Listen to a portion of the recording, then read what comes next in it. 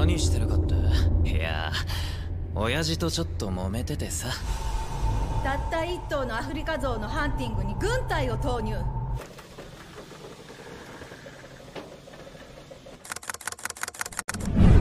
Terlihat manusia berkelimpangan tak bernyawa akibat dari insiden tak terduga. Dalam sebuah konferensi pers, Om Saman, seseorang yang selamat, dikritik habis-habisan oleh wartawan yang menganggapnya lalai karena dianggap membawa pasukan untuk memburu gajah Afrika. Dia menjelaskan tugasnya adalah melindungi flora dan fauna di sabana. Namun saat itu seekor gajah yang ukurannya tak biasa muncul. Dikatakan sudah 977 hewan dan 41 manusia yang jadi korban keganasan monster itu. Selain itu, porsi makan yang mencapai 21 ton per hari dikhawatirkan akan merusak habitat taman nasional itu dalam kurun waktu 2 tahun mendatang.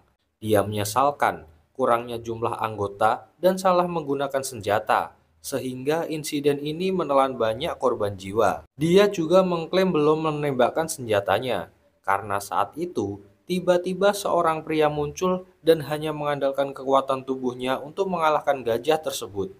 Para wartawan masih nggak percaya dengan cerita Om Saman. Nggak peduli, dia memilih untuk pergi.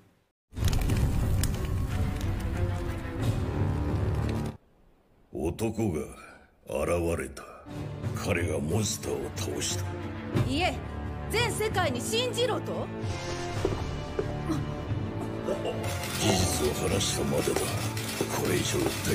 Keesokan hari, saat sedang berdua dengan putranya, Saman yang melamun dikejutkan dengan perkataan putranya, yang percaya dengan ucapannya di media. Dia kepo, apakah orang itu lebih kuat dari berbagai macam hewan lainnya. Saman pun kembali menceritakan betapa gilanya kekuatan pria itu.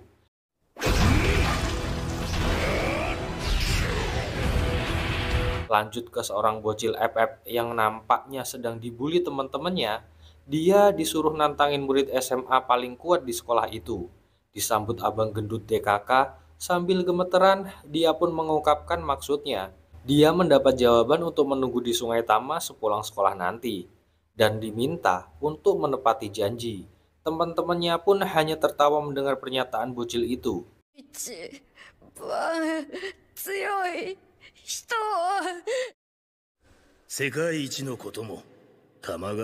Hingga sore tiba, dan murid SMA yang dimaksud adalah Baki yang menepati janjinya.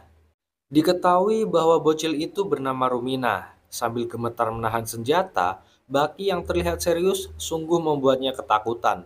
Hingga akhirnya, Baki benar-benar melemparnya ke sungai. Tapi untungnya sungai dangkal itu nggak membuatnya cedera. Akhirnya Baki memilih menjadi temannya. Mereka pun saling bercanda menikmati senja.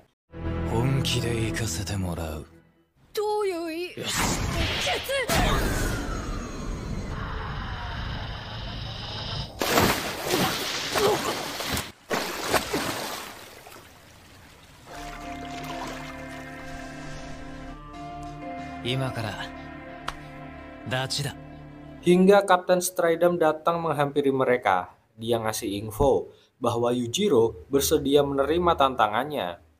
Namun, Baki yang menganggap ini sebagai pertengkaran keluarga antara ayah dan anak, meminta Kapten untuk nggak mencampuri urusannya. Sambil berlalu pergi, dia berkata bahwa ini masalah yang setara dengan pertarungan dua negara. Sambil menunggu kepastian, Baki memilih untuk bertarung dengan siapapun.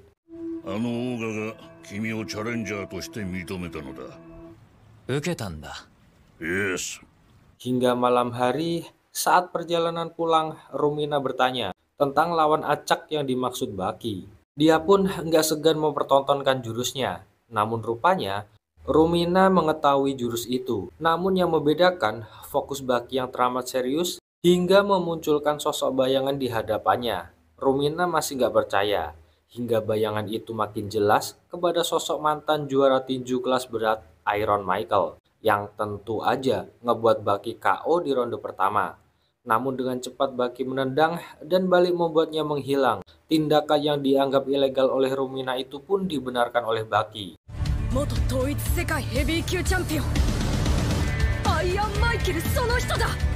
そのアイアンマイケルが僕の目の前にいる。KO パターン。バキさんアッパー。食っちゃった。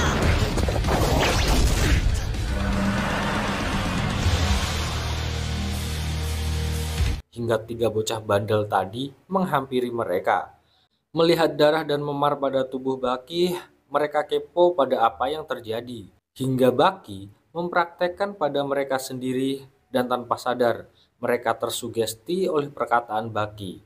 Sambil berjalan, Baki mengaku itu baru pemanasan. Dan mereka pun terus berjalan menuju tempat persembunyian Baki, di mana tembok samping kanan dan kiri dipenuhi grafiti yang mengutuk Baki. Sampai di rumah, Baki langsung aja peregangan. Rumina penasaran, sehebat apa sih ayahnya, hingga dia benar-benar serius mempersiapkannya. Dan tanpa sadar, Baki membanggakan berbagai macam sosok yang pernah dikalahkan ayahnya, hingga dia nunjukin ruang bawah tanah tempat latihannya. Di sana, dia ngaku ada makhluk yang lebih kuat dari gajah Afrika yang dikalahkan oleh Yujiro Hanma. Dia adalah Cangcorang. Ya elah bang. Karena menurut Baki, serangga itu teramat pro ketika tanding one on one. Pertama, dari kekuatannya, hewan buas macam-macam dan sejenisnya nggak akan mampu menyeret mangsa seberat 4-5 kali berat tubuhnya. Berbeda dengan serangga, yang dengan entengnya menyeret mangsa ke dalam sarangnya yang bahkan beratnya saja bisa mencapai 7-8 kali lipat. Dan jika berandai-andai berat para serangga itu setara dengan manusia, maka bisa dipastikan mereka akan dengan mudah menang dari kita.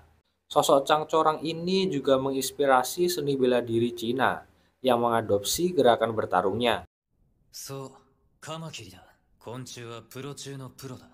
Moujū nante me janai. Koto tatakau toyu itten ni oite. Kare koso ga tatakai no puro da. Kini melalui imajinasi, Baki akan menciptakan musuhnya yang berupa Cangcorang raksasa. Dan tampak jika Baki kesulitan musuh imajinasinya. Rumina yang melihatnya awalnya nampak masih bingung. Hingga akhirnya dia mulai paham dan melihat hewan imajinasi yang dibuat Baki. Tapi sekuat apapun Baki mencoba mengalahkannya, lagi-lagi tuh Cangcorang berhasil nyerang balik. Ada satu hikmah yang Baki ambil dari pertarungan ini, yaitu siapapun lawannya, maka bertarunglah seperti biasa.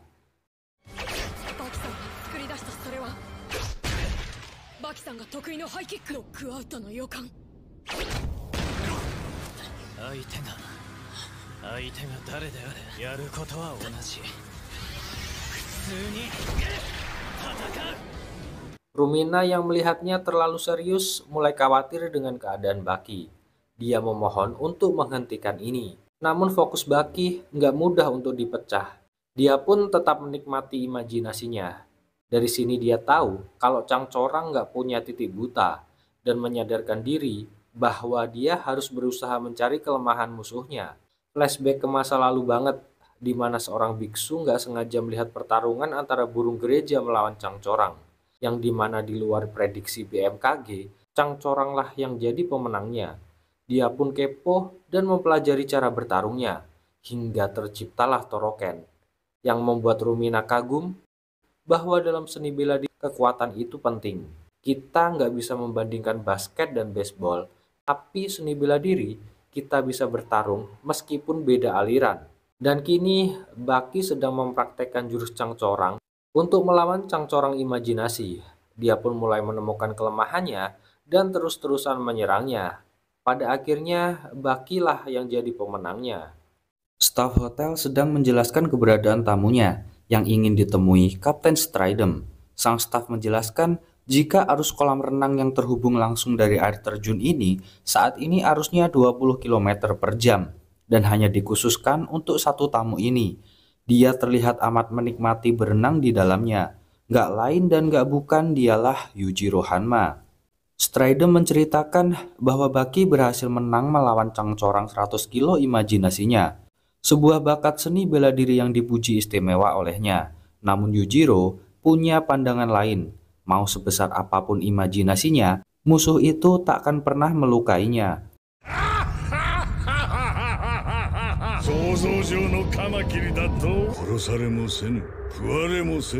いかに巨大化しようが。 Lanjut ke siaran pers Amerika, yang saat ini kota Dallas sedang mengadakan parade di mana dulunya di tempat yang sama Presiden Amerika John F. Kennedy ditembak oleh seorang tak dikenal. Hingga saat parade dimulai dan di titik yang sama Presiden Bush diculik oleh seorang pemuda Asia dan mengurungnya di resto sekitaran sana. Presiden pun ngasih tahu risiko apa yang akan Bucky terima karena ulahnya ini. Namun karena memang tujuan Bucky adalah untuk ditangkap, maka dia nggak mempermasalahkan hal tersebut. Tapi dia meminta untuk dipenjara di bagian Arizona, di mana tempat Oliva ditahan juga. Sang presiden yang nggak mau ambil resiko dengan mempertaruhkan nyawanya, akhirnya menyetujui permintaan Bucky. Setelah melewati berbagai proses, akhirnya Bucky resmi menjadi tahanan di Arizona. Penjagaan dan awal penerimaannya sebagai tahanan melewati proses yang amat rumit. Hingga salah satu alasannya yang ingin bertemu dengan Oliva diketahui oleh Pak Solipi. Akhirnya dia diantarkan untuk menemuinya. Oliva ditempatkan terpisah dan khusus dari narapidana lainnya. Hingga saat dia tiba di depan singgasana Oliva, Bucky tercengang karena perbedaan fasilitas yang amat jomplang dari yang dilewati sebelumnya. Dan tanpa diduga, Oliva sendiri yang akhirnya menyambut Bucky. Oliva juga sudah mengetahui maksud kedatangan Bucky adalah untuk menjadi lawan tanding baginya, karena Bucky akan melawan Yujiro Hanma nantinya. Namun Oliva memperingatkan jika dirinya adalah yang nomor 1 di penjara itu. Sebagai pemula, nggak sopan rasanya jika Bucky langsung bertemu dirinya. Bucky yang merasa udah nggak pemula lagi dengan segera memberi hantaman pertamanya untuk Oliva. Tanpa luka, Oliva memberitahu akan melawan orang terkuat nomor 2 minggu depan. Untuk itu, Bucky diminta melawannya dulu malam ini. Di antar sipir penjara, Bucky memasuki kamar yang dimaksud. Welcome, Mr. Bucky. 俺と戦ってくれ。今の俺にはそれが必要なんだ。バキよ。俺はここのナンバーワンだぜ。ごめん。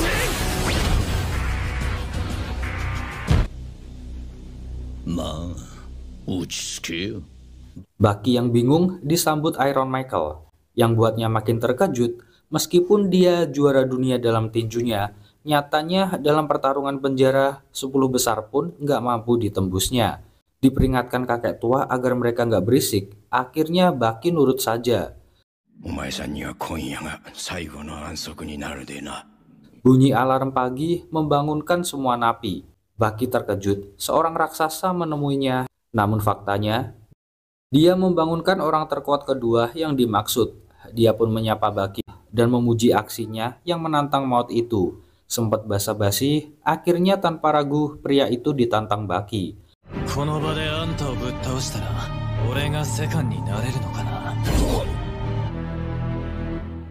Belum sempat meladeni, sipir penjara marah-marah karena mereka nggak mengikuti instruksi. Hingga mereka dibariskan bak militer, lalu dipaksa mengikuti arahan sipir penjara. Kalau berontak, siap-siap aja ditembak tanpa aba-aba. Tapi aturan itu nggak berlaku buat si nomor 2. Dengan mudahnya, larangan itu dilanggarnya. Hingga ketika makan pun, nomor 2 juga dapat hidangan istimewa. Bahkan saat sipir mengganti senjatanya pun, Doi dengan teliti mengetahuinya. Dan kini, pria yang duduk di seberang nomor 2 berniat menantangnya. Gak main-main, dia merupakan juara sumo di negaranya. Kemudian beralih ke pertarungan campuran yang langsung menjadikannya juara di Jepang dan Amerika berkat kekuatan besarnya. Dia membuka pembicaraan dengan langsung meremehkan nomor 2. Dan akhirnya, nomor 2 pun meladeni kemauannya. Diambilnya senjata dengan cepat dari sipir penjara. Ditantang juara sumo untuk menembaknya, tapi tiba-tiba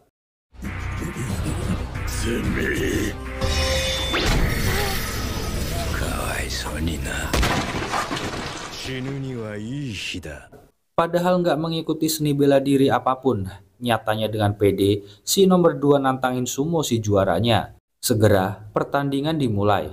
Diawasi para sipir yang khawatir, pesumo nyatanya nggak kuat ngangkat nomor 2. Dan langsung dikonter dengan tepakan telinga dan pintiran yang ngebuatnya langsung tumbang dan kalah saat itu juga. Nggak terima dan coba ngelawan lagi, namun akhirnya dia tersungkur untuk kedua kali. Dan dengan santainya, si nomor 2 milih untuk pergi sambil nyebat hasil malak dari Pak Solipi. Naas bagi sang juara karena harus dieksekusi.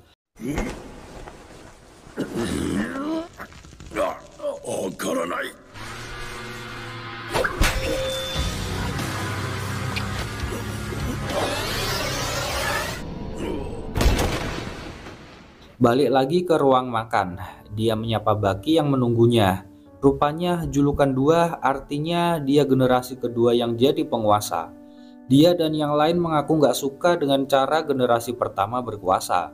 Wajar aja, karena Oliva dan Bos sama-sama orang Amerika. Lalu tiba-tiba Solipi mukul Baki dan dengan mudah tongkat itu dibuat mainan olehnya. Sebelum akhirnya Baki ditangkap dan diasingkan.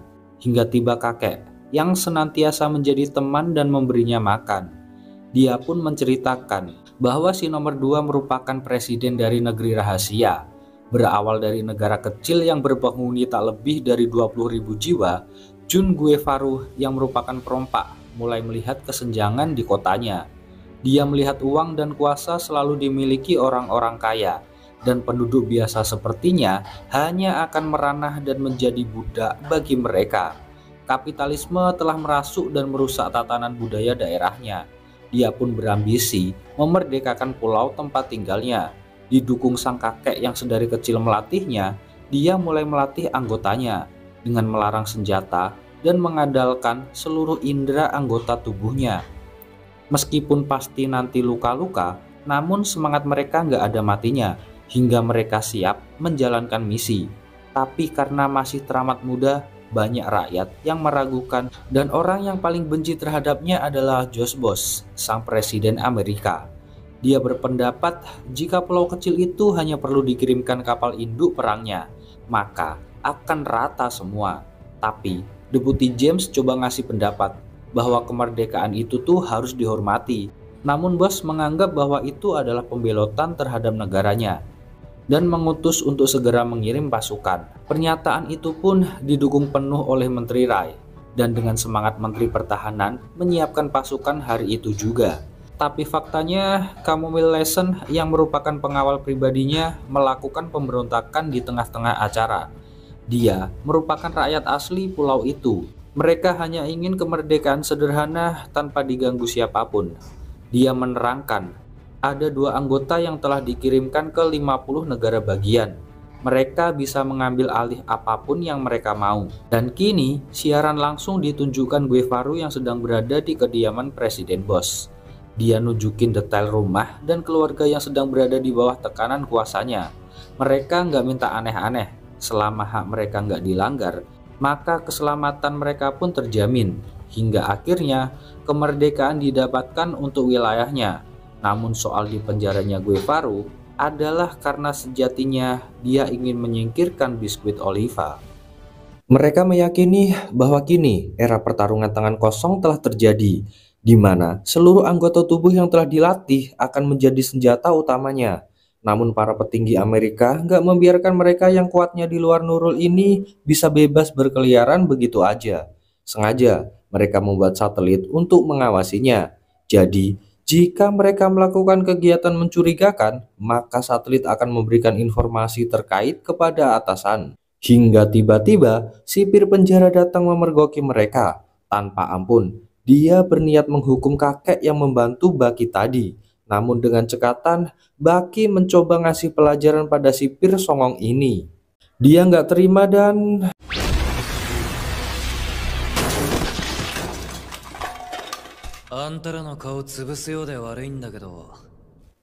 diberi Baki lagi, hingga hampir jatuh tapi diselamatkan Baki.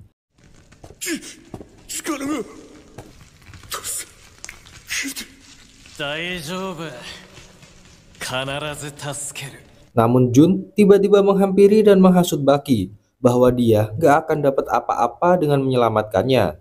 Gak peduli ucapannya, sekuat tenaga sang sipir akhirnya diselamatkan Baki. Jun memilih pergi, dan sang sipir mengaku lalai dalam pekerjaannya hari ini.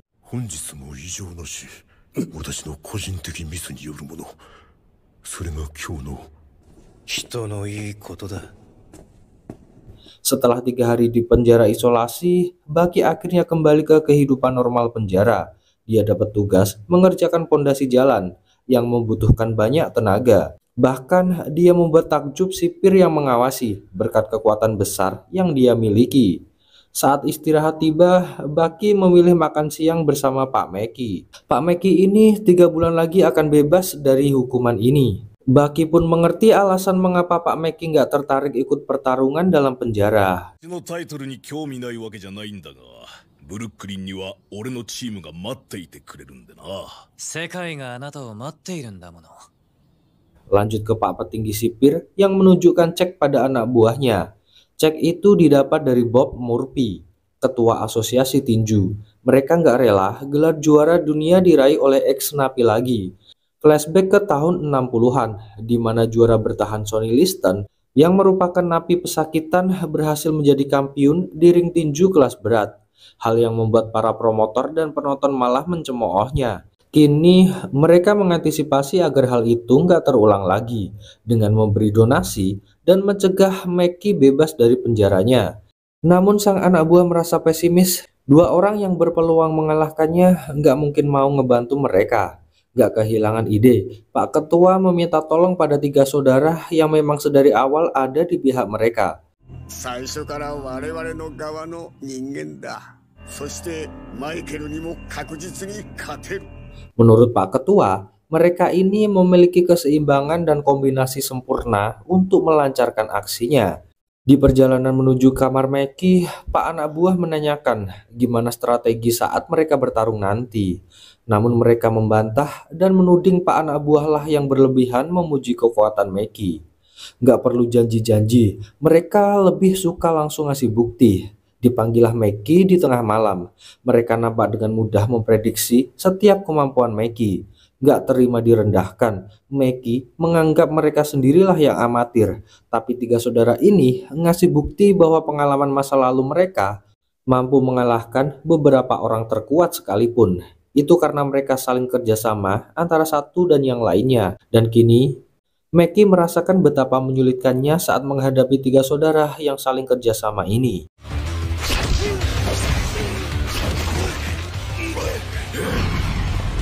Mencoba memanfaatkan sudut bangunan untuk bertahan, nyatanya 3 saudara juga siap dengan mode tinju mereka. Ngelihat gaya bertahan Meki, ngebuat 3 saudara teringat masa lalu, di mana dulu pelatihnya yang bernama Sam Daamoto menciptakan gaya peek-a-boo yang luar biasa, yang fokus utamanya adalah membingungkan lawannya. Namun ketika melawan 3 saudara, gaya itu sama sekali nggak berguna. Dan akhirnya Meki pun harus takluk di tangan mereka.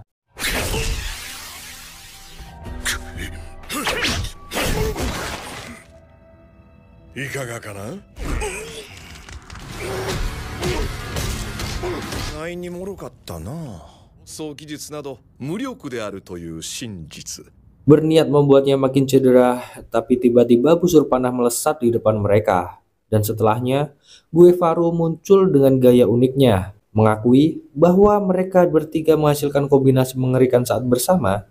Bahkan penjahat dan pejuang pun enggak berdaya di hadapan mereka. Nostalgia saat masa mudanya dulu selalu merompak di kala bulan seperti itu. Guevara sebenarnya bisa aja menghabisi mereka. Namun itu enggak menarik lagi buatnya dan meminta mereka untuk hati-hati aja.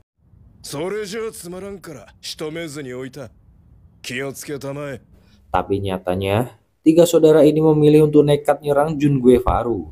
Mulai dengan trik, namun pukulannya meleset dan malah terkena air seni sang nomor 2. Kini, Jun pun memilih menyerahkan tubuhnya pada mereka. Dan dengan penuh amarah, 3 saudara menyerangnya habis-habisan.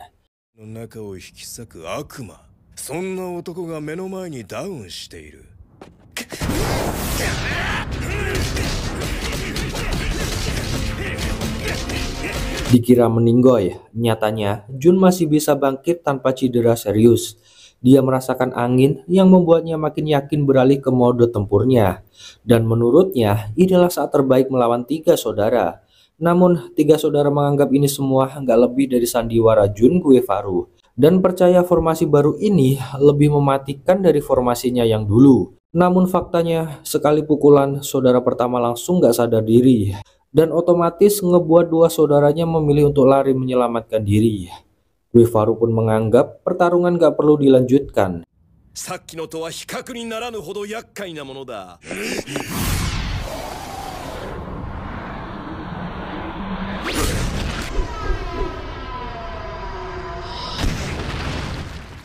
Wakil kepala penjara yang melihatnya hanya bisa melongo gak percaya bahwa Jun masih manusia. Dia pun meminta Pak Wakil untuk mengurus sisanya. Dan tiba-tiba Meki terbangun untuk berterima kasih pada Guevara. Namun Guevara beranggapan itu hal yang wajar karena mereka teman satu kamar. Singkatnya, mereka sampai di kamar. Meki kembali mengucapkan rasa terima kasihnya. Namun Baki lagi-lagi mencoba menantangnya. Belum kesampaian, Oliva datang mengagetkan. 明後日の試合の後、どうか俺と戦いたいのならいつでも。ここか。Good evening, Mr. Guevara. Sempat memuji karena di usia yang semuda ini mampu memerdekakan sebuah negara. Nyatanya Oliva bermaksud untuk memancing emosinya. Walaupun keduanya memiliki kesamaan, yaitu nggak mau kalah dari pertarungan. Namun Oliva lebih membutuhkan sesuatu sebagai motivasinya. Itu hal yang dianggap lemah oleh Guevara. Lagi semangat-semangatnya dan bersiap buat jotos-jotosan, tiba-tiba Baki menyela tanpa sopan, yang tentu aja ngebuat keduanya murka.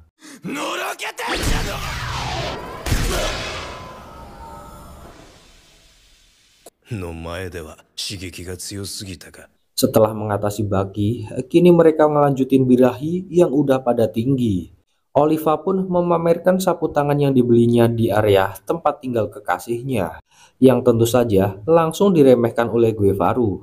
Ditawari untuk mencium aromanya, namun yang dilakukan Guevara malah meludahinya, yang tentu aja kejadian itu ngebuat Oliva murka sejadi-jadinya.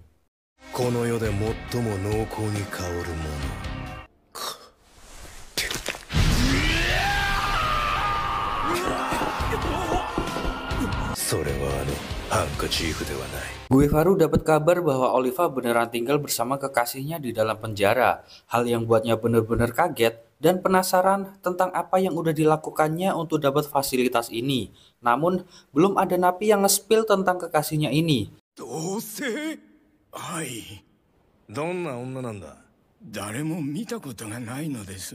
何年も前からその存在を語られてはいます。あの惚れようからすると絶世の美女とか。Pindah ke Oliva yang kelihatan lagi bersiap buat kencan. Dan setelah siap dengan segalanya, segera dia menemui cintanya. Maria, gokigen ururashu gozaimasu ka, honey? Guevara nganggep itu hanya khayalan Oliva untuk memperkuat citranya sebagai orang dengan fasilitas luar biasa. Dia pun berjanji untuk mengalahkan Oliva dan mengungkap kebenarannya 2 hari mendatang. Juga meminta Ken untuk menjaga sebuah benda dan menyerahkannya nanti di arena dan jangan pernah berani untuk membukanya.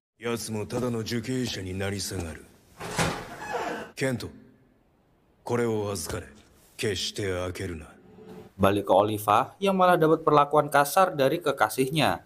Dengan sabar dia merayu hingga akhirnya mereka berdua pun nganu.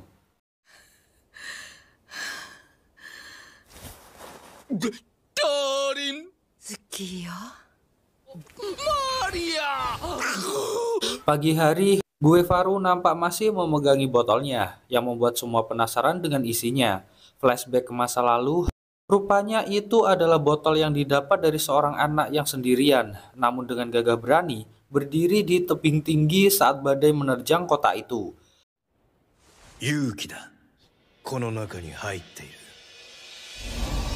Hari yang dinanti pun tiba. Semua napi berkumpul di tengah penjara. Jun Guevara yang datang lebih awal mendapat sambutan hangat dari pengikutnya. Sementara dari kantor, Pak Kepala dan Pak Wakil nampak asyik menyaksikan. Hingga tiba saatnya Oliva tiba menempati janji dengan membawa serta kekasihnya. Semua narapidana nampak tercengang bahwa Maria yang selama ini dirumorkan kini ada di hadapan mereka. Namun melihat ekspresi para napi, Maria yakin pikiran negatif sedang ada di kepala mereka, hingga ngebuat Oliva menggebu-gebu untuk segera menantang Jun Guevaru.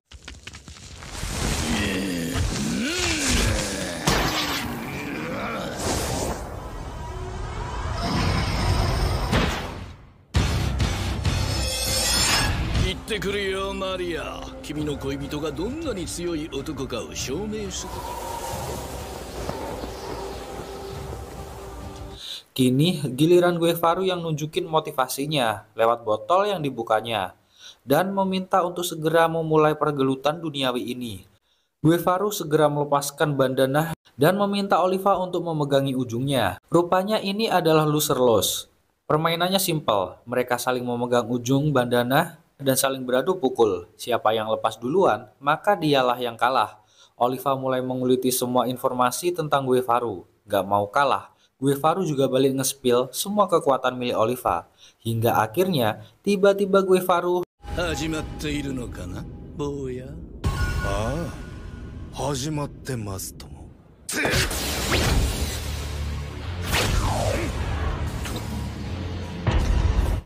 Dia sadar kekuatannya gak cukup besar untuk mengalahkannya. Namun peraturan permainan ini adalah siapa yang melepaskan kain, dialah yang kalah.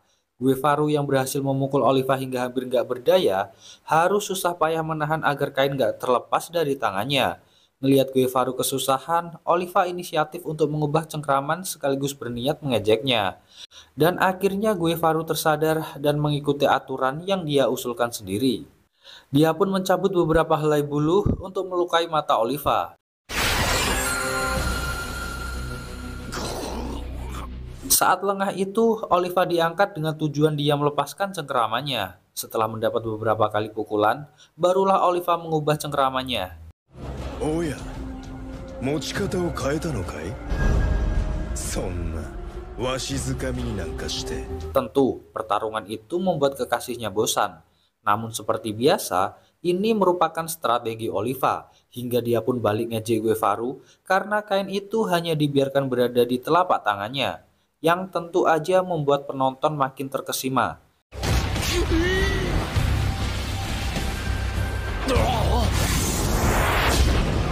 Sumanai, Maria. Mou tsuman desu ra inai. Ano mama tatakau to iu no ka? Guevaru pun mengetahui bahwa itu gaya Gilberto, flashback bentar ke masa lalu, di mana Gilberto harus dieksekusi oleh organisasi dengan cara loser-loose yang super kejam ini. Dan kini Guevaru dan Oliva saling adu ilmu tanpa mundur sejengkal pun. Baki nampak makin bosan dan milih buat cabut duluan, tapi nyatanya yang dia lakukan adalah tidur di dekapan Maria, yang tentu aja langsung ngebuat Oliva murka sejadi-jadinya. Namun Maria, dia malah marah-marah karena mereka berdua lebih terlihat seperti anak kecil karena rebutan sapu tangan, hingga ngebuat semuanya bosan.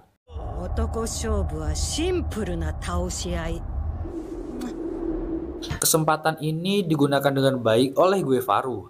Saat akan mencapai jurus biasanya, Oliva mencengkram hebat tangannya dan hanya sekali pukulan. Guevaru terbang dan jatuh nggak tersadarkan.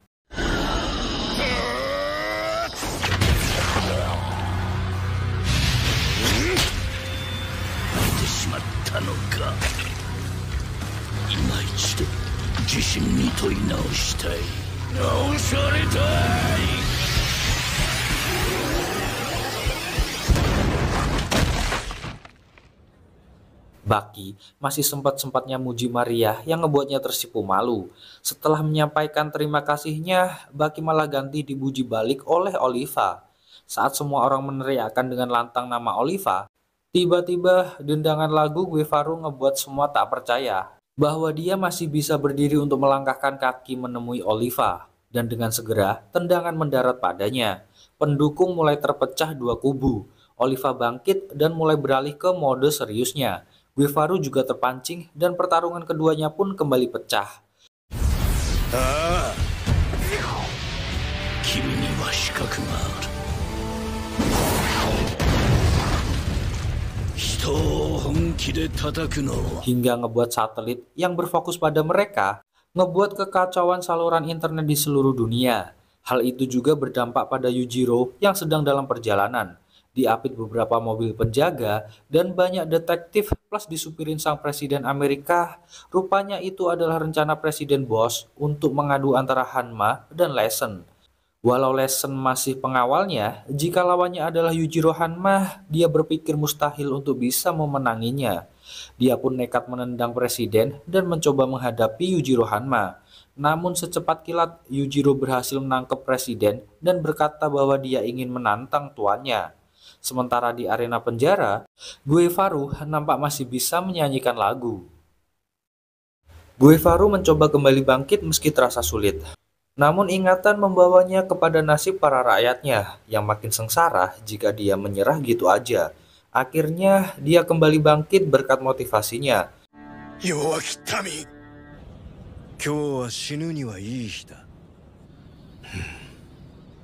Maksud dari kata-kata itu adalah perjuangan yang harus dilakukan sampai titik darah penghabisan.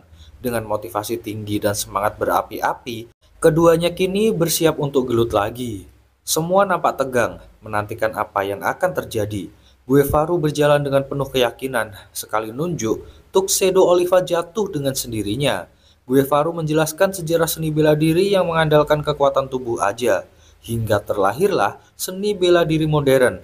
Namun sayang, nggak ada kemajuan sama sekali dari kesemuanya, karena menurut Guevaru ada kekuatan yang jauh lebih besar yang bisa dimanfaatkan, yaitu kekuatan inti bumi. 教えよ支えだ地球という偉大な支えを認識していないのだから俺の足核の硬さを Disambut sorak-sorai pendukungnya, dan tiba-tiba kedatangan Bos dan Yujiro Hanma yang memberinya selamat terjadi amat janggal baginya. Benar aja, yang terjadi sebenarnya adalah pukulan telak Oliva telah membenamkan dirinya, yang tentu aja membuat seluruh mata yang menyaksikan terasa ngeri merasakan sakitnya. Oliva pun meminta agar segera merawatnya dengan hati-hati. Oliva meyakini, kini Guevaru tak akan kuat bangkit lagi.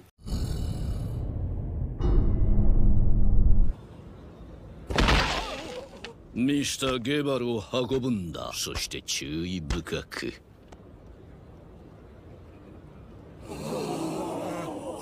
戦いは終わりだ。もう歌は聞こえない。Dipuji Baki, Oliva memberi wejangan padanya bahwa kekalahan Guevaru disebabkan karena dia nggak percaya pada kekuatan tubuhnya.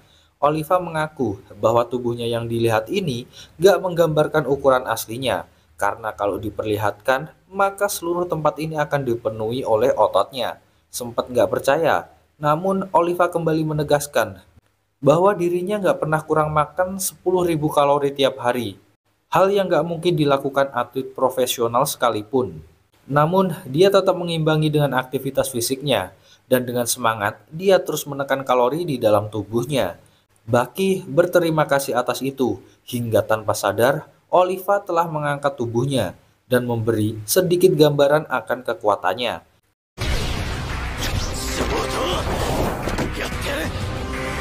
Meminta maaf telah membual, sambil terus bernyanyi, Oliva dengan sabar menggendong Maria menuju singgasananya. Dan tentu aja membuat semuanya terpenganga. お待たせしたな、マリア。こしらえたんだ。ちょっと。この晩にやいさほう、嵐の夜にやいさほう。 Saat pagi hari, nggak ada lagi yang bangun dari lemari, dan hanya tersisa surat yang ditinggalkan untuk Oliva dan Maria. Dan surat itu rupanya hanya berisi uang negaranya. Dan temuan terowongan juga mengagetkan semuanya.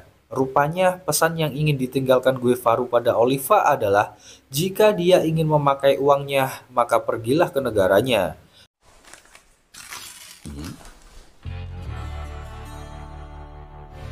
Sate, 使いたいなら島まで来いってか? Lanjut ke pulau, segerombolan penebang pohon dikagetkan dengan kehadiran Guevaru yang tiba-tiba. Rupanya Guevaru pergi untuk menepati janjinya. Guevaru telah berkata jujur tentang kekalahannya, dan anggotanya pun memilih mengalihkan pembicaraan. アメリカで一番強えってよ。勝てますか、ボス。やってみるか。おう、行ってきたぜ、オリバー。で、どうでしたビスケットオリバー。強かったよ。で、勝っちゃったと。いや、こいつまた子供生まれたんすよ。しかも双子。作りすぎじゃねえ。Balik ke penjara yang masih menjalani hari dengan absen seperti biasa, namun tiba-tiba Baki meminta izin untuk keluar bentar. Sontak saja polisi nggak mengizinkan, namun kecepatannya kini amat luar biasa. Dapat dukungan dari napi lain, tentu aja aksi Baki menjadi hiburan untuk para napi lainnya. Sempat berhasil sampai pintu terakhir, sebelum akhirnya dicegat regu penembak yang dipimpin Pak Kepala. Di hadapan Baki, terlihat regu tembak tengah bersiap dengan senjatanya. Dari sebuah tower, seseorang terlihat mengintai dan melaporkan visual Baki kepada rekannya. Dan sang rekan pun meminta agar tetap mengawasi. Pak Kepala masih memarahi Baki yang berlagak layaknya Oliva. Namun Baki yakin bisa melalui situasi ini. Meskipun terus didesak Pak Kepala Solipi, akhirnya Baki menunjukkan kegilaannya. Kacamata yang pecah tiba-tiba dan kancing baju para penembak jitu jadi buktinya. Kini Baki gantian mengancam para penembak jitu dengan gertakannya. Dia nggak segan-segan melukai atau bahkan menghilangkan nyawanya. Namun Pak Kepala memerintahkan untuk tak mempercayai omongan Baki dan segera mencederai untuk membawanya kembali ke dalam penjara. Para sniper yang terpengaruh nggak berani menarik pelatuknya. Kini kepala Solipi yang terjepit keadaan mau nggak mau harus menuruti kemauan Baki. Dan sesampainya di dalam penjara, Baki meminta untuk dipasangkan lagi borgolnya. Dia mengaku bahwa ini hanya pembuktian dirinya. Namun tiba-tiba Oliva yang nggak terima dengan kelakuan Baki datang untuk memarahinya. Dia nggak mau ada orang lain yang merasa selevel dengannya.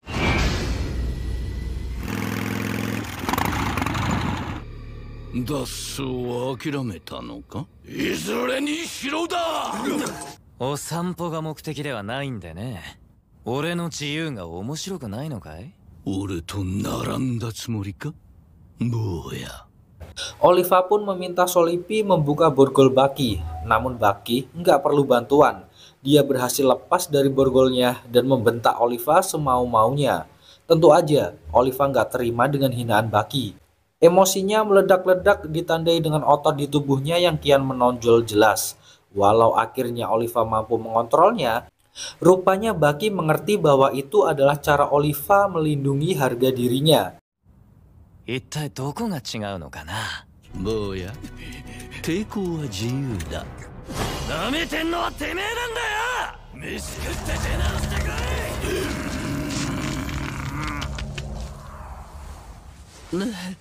君の言う通りだ。大人ってのは大変なものだ。ここは一つ込み上げる怒りを封じ込め、貫禄を示さねばならない。Coba dijelaskan lagi oleh Oliva. Namun Baki udah nggak peduli dan cuma pengen ngasih bukti bahwa dirinya juga bisa sebebas Oliva. Tentu aja ucapannya barusan menyinggung dirinya. なんて不自由な男だい。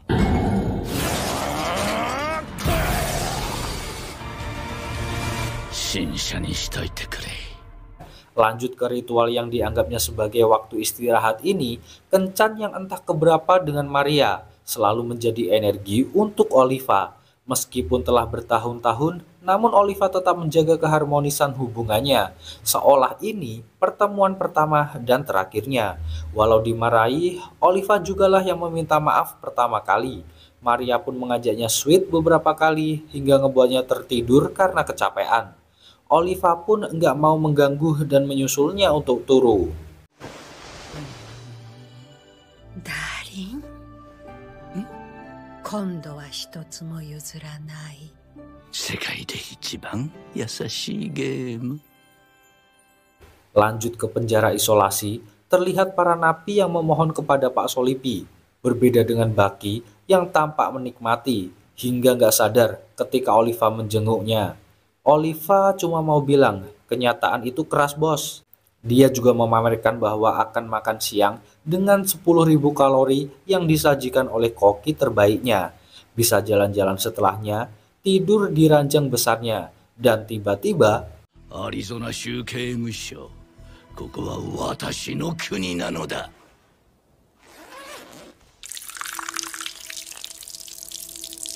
噛み締めることだ。私と君との境遇の差。 Baki pun berjanji dalam waktu dekat nanti Oliva akan bersujud di hadapannya. Meskipun saat ini dia masih bisa melakukan hal hina padanya, tapi lihat siapa yang masih bisa tertawa.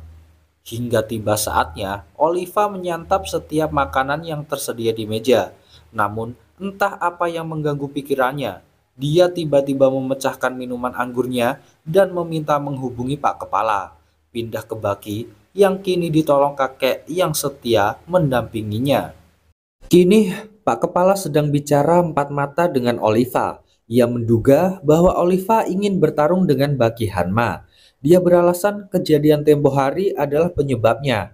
Meskipun sedikit tersinggung karena ucapan Pak Kepala mengarah bahwa Baki lebih unggul dari strategi dibandingkan Oliva dan Guevaru yang punya kekuasaan, Oliva pun dengan percaya diri meminta untuk menyurati presiden bahwa pertarungan terhebat antara dirinya dan Baki Hanma akan dilangsungkan dan disiarkan dari penjara bagian Arizona.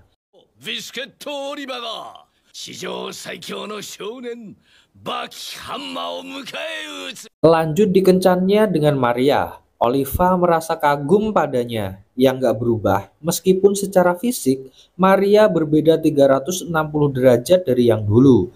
Mengetahui kegalauan Oliva, Maria pun dengan sabar membersamainya.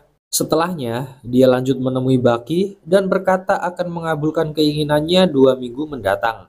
Namun bukan menunggu yang diinginkan Baki. Dia nggak perlu dikenal. Meski kedua tangannya terikat, dia nggak segan menyerang Oliva. Nggak mau diremehkan, Oliva berkata nggak mungkin bisa dikalahkan bila Baki hanya mengandalkan kedua kakinya. Namun nyatanya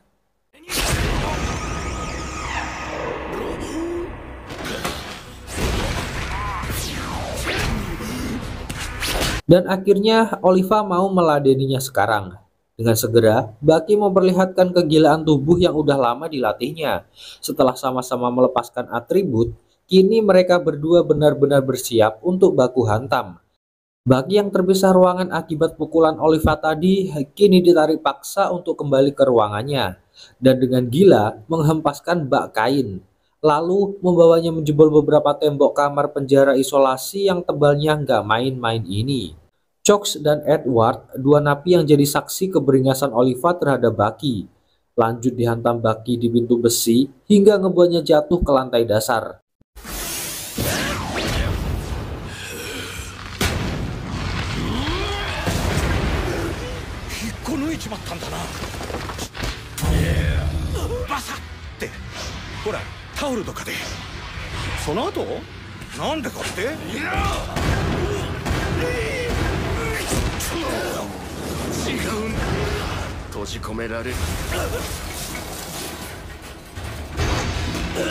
Dengan sabar, Oliva menunggu Baki kembali bangkit.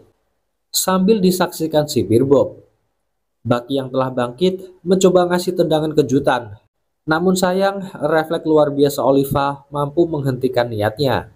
Gak mau nyerah dengan coba nyerang pakai kaki satunya, tapi Oliva gak bergeming sama sekali. Hingga tiba saatnya, Oliva membalas perlakuan Baki. Bantingan tubuhnya ngebuat lantai beton itu remuk sedalam 30 cm. 意外にもその視線は静かでハーフキックを走らせたんだ。ミスターオリバに難なく掴まれちまった。ように落ち着き払った態度で我々に指示したんだ。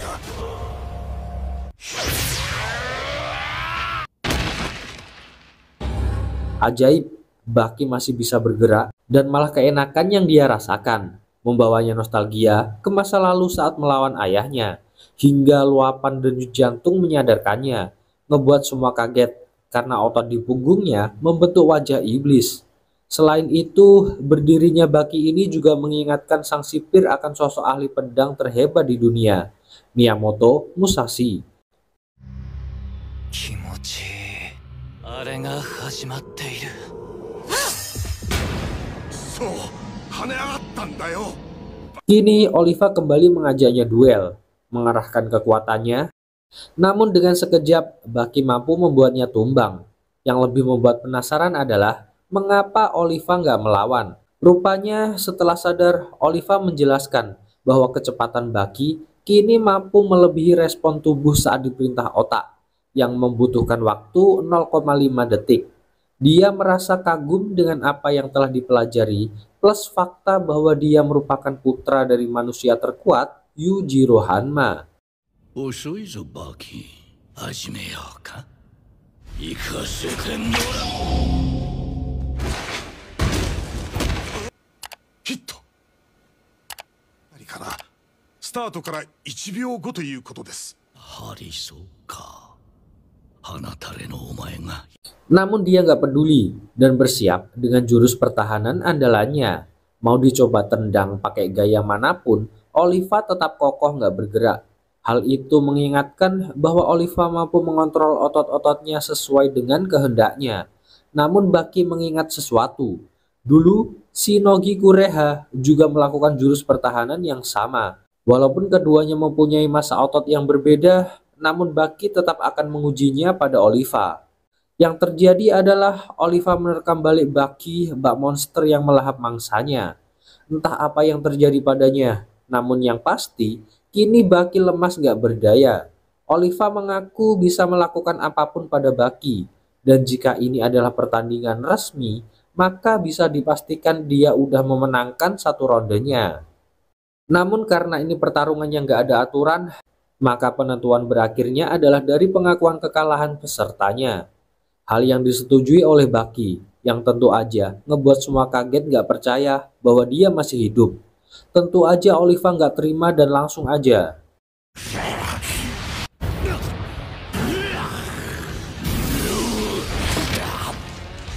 Baki yang udah mempelajari tekniknya, kini nggak akan kemakan untuk kedua kalinya.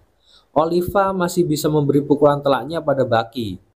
Namun Baki yang udah jengah dengan trik masing-masing, kini mengajak duel Oliva pakai cara laki.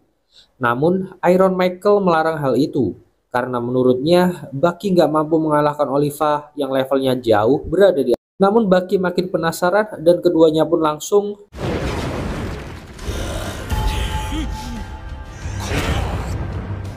Maria nampaknya udah dapat firasat kekalahan Oliva dengan bergugurannya bunga pemberian darinya. Baki pede bisa mengalahkannya dengan kemampuannya sendiri. Sementara Oliva nggak percaya jika Baki mampu melawannya sejauh ini. Hingga akhirnya Baki mampu menjebol tembok penjara dan membuat Oliva pingsan gak berdaya.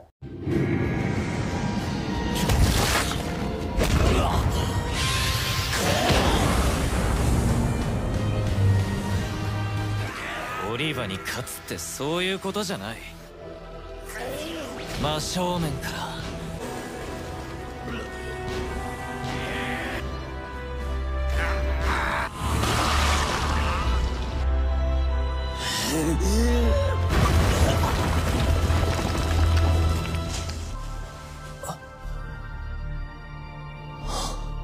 Sesaat kemudian dia tersadar karena Maria mampu berjalan untuk menghampirinya dan membuat semuanya terpenganga.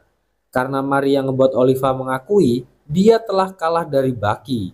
Sambil menggendong Maria pulang, Oliva meminta Solipi menghubungi direktur untuk memberi pengumuman kepada semua tahanan.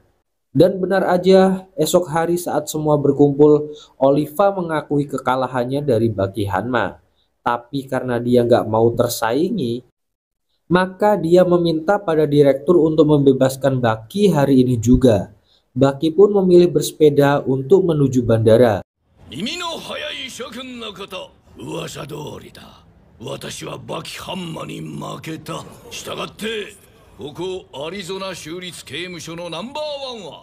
Berita itu sampai juga pada Yujiro Hanma.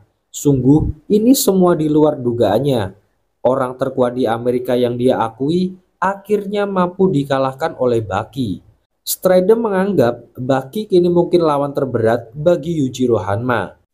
Perkataan yang langsung bikin bad mood Yujiro Hanma. Takut kenapa-napa, Stridem akhirnya mengajak Yujiro untuk berkeliling melihat-lihat satwa. Meski masih jengkel, Yujiro akhirnya tertawa saat melihat rangka T-Rex. Lanjut cerita di sebuah tempat pengolahan limbah di Colorado. Berada 701 meter di bawah tanah, dinding garam yang terbentuk 190 juta tahun lalu membentuk lapisan garam setebal 1000 meter, membuat para pekerja terkejut dengan apa yang telah mereka temukan di hadapannya.